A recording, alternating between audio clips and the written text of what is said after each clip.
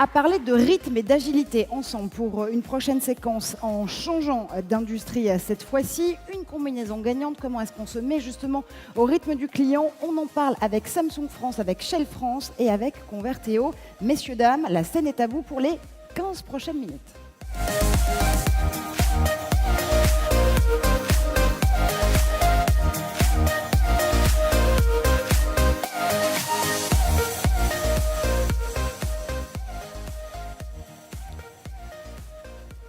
Alors bonjour à tous, je ne sais pas si on m'entend. Ah si, ça y est, pour le micro.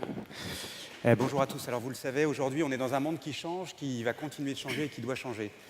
Devant ces perpétuelles mutations, il nous paraissait essentiel de se poser un petit peu pour réfléchir à comment est-ce qu'on pouvait agir différemment, comment est-ce qu'on pouvait revoir principalement notre stratégie marketing et notre stratégie commerciale. Et pour cela, parmi les nombreux défis qui se proposaient à nous, ou qui s'offraient à nous, il nous paraissait essentiel de relever un premier défi qui était celui de vivre au rythme du client en inventant une nouvelle combinaison, une combinaison gagnante entre une marque, Samsung, une agence de communication, Shell, et un accélérateur de business, Converteo. Mais avant de rentrer un peu plus dans le détail sur cette stratégie, en tout cas ce business case, je voulais tout simplement vous poser une petite question. Est-ce que vous savez aujourd'hui où se positionne Samsung dans le cœur des Français? Alors je pense que vous l'avez peut-être vu dans la presse récemment. Samsung aujourd'hui est la marque préférée des Français, la marque préférée des jeunes. On est évidemment très très fiers de ce résultat-là et on remercie d'ailleurs bon nombre d'entre vous qui j'espère sont des consommateurs, voire des ambassadeurs de la marque. Mais plus que le résultat, c'est le chemin qui a été parcouru il y a maintenant plus de 2 ans pour arriver justement à être cette marque préférée. Alors vivre au rythme du client, c'est évidemment pas quelque chose de facile et ça s'est opéré avec 3 phases chez Samsung. La première, c'est une nouvelle identité, une nouvelle posture de marque. On a annoncé il y a 2 ans, à travers une baseline qu'on appelait le Do What You Can't, qu'on assumait pleinement qui nous étions. Nous sommes aujourd'hui des inventeurs, des créateurs, au service de nos clients, férus évidemment d'innovation, mais une innovation utile qui crée du sens et qui crée de l'usage pour les clients. Et je vous propose de découvrir un petit film qu'on avait lancé à cette époque.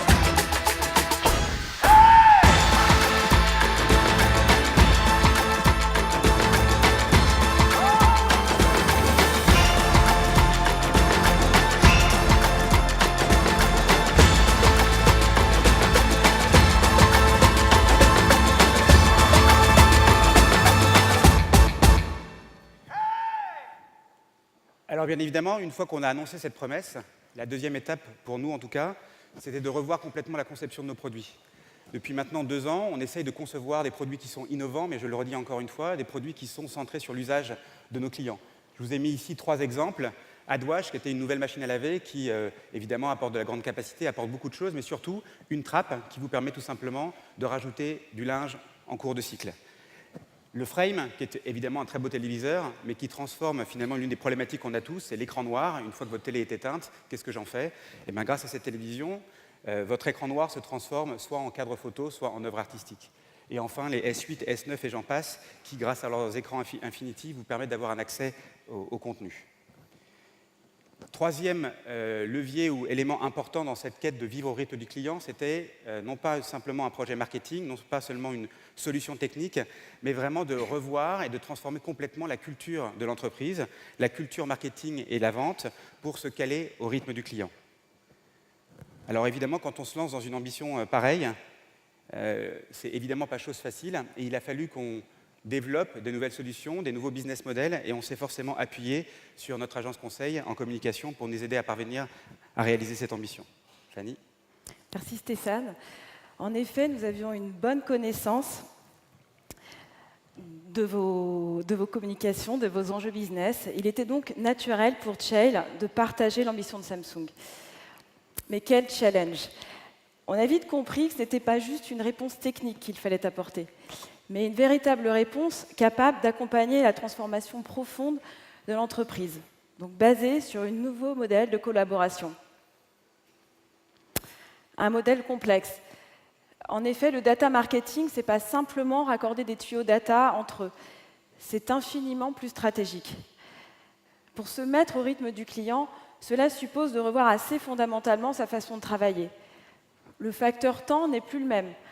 On a appris à piloter les résultats en temps réel, plutôt que d'analyser des bilans post-campagne.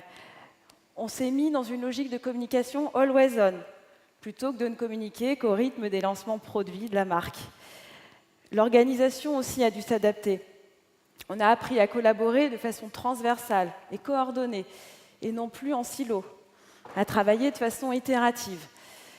Et surtout, nous avions en cœur de ne pas l'aborder comme une discipline d'experts, mais comme un véritable levier business au service du client. Alors, chez Tchel, on a élargi notre scope de compétences pour avoir une forte culture du résultat à chaque instant, pour avoir une véritable exigence dans la compréhension des parcours consommateurs, mieux les comprendre, savoir maîtriser la personnalisation pour leur adresser le message utile, déclencheur d'action, au bon moment, celui du rythme du client. Mais aujourd'hui, un acteur capable de maîtriser l'ensemble de cette chaîne de valeur, c'est extrêmement rare. Alors, un peu comme dans une équipe de foot où on va sélectionner le meilleur joueur à chaque poste, eh bien, on a complété l'équipe. Et pour compléter l'équipe, on a créé un modèle ad hoc d'un nouveau type, en hybridant réellement nos expertises d'agence communication, d'agence créa, avec du conseil, de la data, de la tech. Et ceci dans une approche que le client pouvait s'approprier, capable de fédérer l'ensemble des parties prenantes, y compris les sales. Alors, on s'est approché du cabinet conseil Converteo. On leur a proposé un partenariat stratégique consistant à internaliser au sein de l'agence des consultants avec des backgrounds médias, data, conseil. Et ceci afin d'offrir la meilleure des équipes à Samsung, dans une solution one-stop shopping. Mais cette démarche n'est pas si évidente. Faire appel à une entreprise extérieure, internaliser des intervenants, c'est une vraie innovation dans l'organisation. Qui, aujourd'hui, est capable de bousculer son organisation? Qui est capable d'ouvrir ses portes en toute transparence à des concurrents potentiels? De partager les résultats, pas simplement les rapports lissés, non, tous les résultats. On a donc bâti un véritable écosystème de confiance. La confiance pour vivre ensemble, tous les jours, autour de réunions communes. On a créé des routines régulières de travail, mais également autour d'objectifs communs. Et tout cela orchestré par Tchel. La confiance, c'est également un élément extrêmement important parce que dans ce type de projet extrêmement ambitieux, on a parfois des difficultés à surmonter. C'est un peu comme dans une colocation. On peut rencontrer de vrais chocs culturels, des incompréhensions. On a dû apprendre à vulgariser nos langages pour mieux nous comprendre. Et c'est grâce à la confiance qu'on a réussi à surmonter les difficultés pour, ensemble, atteindre l'ambition commune, vivre au rythme du client. Alors, Samsung, Tchel, Converteo, ensemble, on a inventé une nouvelle organisation au service d'une nouvelle culture marketing. Alors, en effet, accueillir un cabinet de conseil dans une colocation déjà établie, ben, ça va un petit peu à contre-courant, hein, puisqu'on serait en guerre avec les agences, nous, cabinet de conseil. Alors, j'aime bien le terme d'accélérateur, on est aussi un connecteur.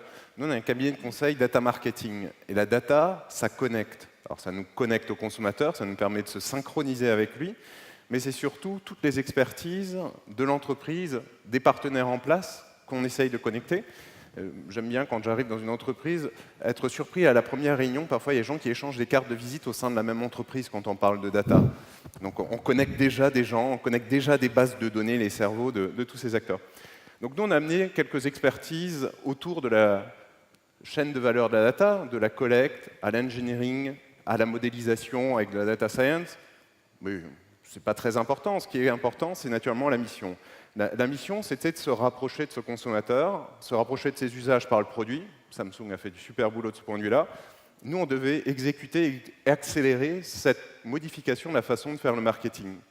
Si j'ai une consommatrice qui a une panne de lave-vaisselle, il faut que je capte ce signal et que je puisse aller à elle pour lui expliquer que j'ai des modèles innovants, super intéressants. Il faut que je sois capable de lui proposer la bonne offre, que je sois capable de lui dire où j'ai un partenaire distributeur qui est capable de lui mettre à disposition ce produit dans les meilleurs délais. Donc tout ça, c'est de la data. Mais in fine, c'est avant tout rendre un service et donc être pertinent vis-à-vis du consommateur. Donc ça, c'était notre mission. Ça nous a permis de déployer des histoires de ce type-là. Ça, c'est des choses vraies. C'est l'histoire d'une consommatrice parmi tant d'autres. C'est des choses concrètes. On n'est pas en train de vous parler d'un truc qui serait pensé et qui n'est pas encore exécuté. C'est comme ça que sont opérés aujourd'hui l'ensemble des leviers chez Samsung en France, avec un stack technologique qu'on pourrait évoquer et détailler, mais ce n'est pas, là, encore une fois, l'esprit. L'esprit, c'était de vous expliquer qu'on est capable aujourd'hui d'opérer des choses comme ça dès le moment où on a construit une plateforme. Et cette plateforme, c'est comment on industrialise, comment on fait de l'automatisation du marketing et comment, du coup, on dépasse le POC, comment on dépasse la bonne idée qui ne fera jamais de volume et qui ne fera pas de business. L'histoire que je vous ai montrée avant, elle se conclut par une vente. On a des milliers de ventes qui sont réalisées. Il y a des milliers d'histoires. L'histoire, c'est comment derrière j'ai l'usine, la plateforme qui fait que ça passe à l'échelle. Donc dans cette plateforme, on y retrouve aussi bien des acteurs technologiques. On va retrouver une DMP, un data lake, un DSP ou plusieurs DSP. Il va y avoir un ensemble d'expertises qui sont agrégées, qu'on va utiliser en fonction des produits, parce que là, encore une fois, Samsung, c'est plusieurs lignes produits, c'est donc des timings clients, des cycles de vente, des nombres d'étapes différents dans les parcours. Mais c'est aussi de la data, donc on va avoir des datasets disponibles en fonction des objectifs poursuivis. Donc cette plateforme, ça nous permet en effet d'avancer. C'est une vision un peu statique et froide, on a préféré prendre la métaphore de l'orchestre. Pourquoi? Parce qu'on est plein d'instruments différents qu'il faut faire jouer ensemble, mais avec une partition qui n'est pas écrite. Comme on l'a dit, on a essayé d'inventer un modèle. Et moi, quand je pars à l'aventure, j'aime bien avoir de la confiance. On en revient à notre thème majeur de ces 2 jours. Et la confiance, c'est de la confiance dans les gens avec qui vous travaillez. Et pour qu'il y ait de la confiance, il faut aussi de la transparence. Et par exemple, il y a un sujet sur la transparence des business models. Quand dans votre orchestre, il y en a un qui est payé au nombre de notes qu'il joue, quand un autre est payé au nombre de personnes qu'il fait rentrer dans l'orchestre, à la fin, vous n'êtes pas certain d'avoir fait le meilleur morceau. Toute ressemblance avec des business models, voilà. Globalement, la conclusion, elle est assez simple. C'est qu'au quotidien, pour pouvoir faire de nouvelles choses, il faut travailler en confiance, il faut de la transparence, parce que sur le terrain, au quotidien, qu'on soit des entreprises différentes ou pas, nos équipes, elles bossent ensemble, et on aimerait que le savoir et la connaissance est ce cours d'eau qui s'écoule sur ce territoire, où on ne voit plus forcément de limites, mais où il faut, en tout cas de manière sûre, que les territoires se rejoignent, parce que s'il y a des territoires d'expertise qui laissent des trous, le savoir, il tombe dans les abysses. Donc on est là aujourd'hui pour vous donner en synthèse 3 ingrédients de la recette, 3 facteurs clés de succès, et je laisse Stéphane conclure. Oui, alors vous l'avez compris, il y a évidemment beaucoup de défis technologiques, mais je pense que dans ce projet-là, le plus gros défi, c'est un défi humain. Et si on veut nourrir justement et évacuer ce défi humain, il y a 3 leviers hyper importants. Le premier, c'est l'envie. L'envie d'essayer, l'envie de travailler ensemble, l'envie d'apprendre, l'envie d'être curieux. Le deuxième défi, c'est le pragmatisme.